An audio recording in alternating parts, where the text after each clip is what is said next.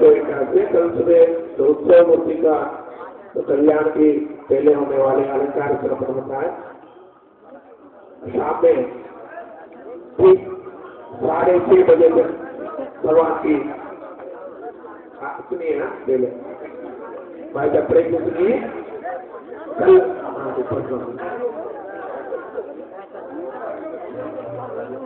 कल 6:30 बजे को सुनिए ना।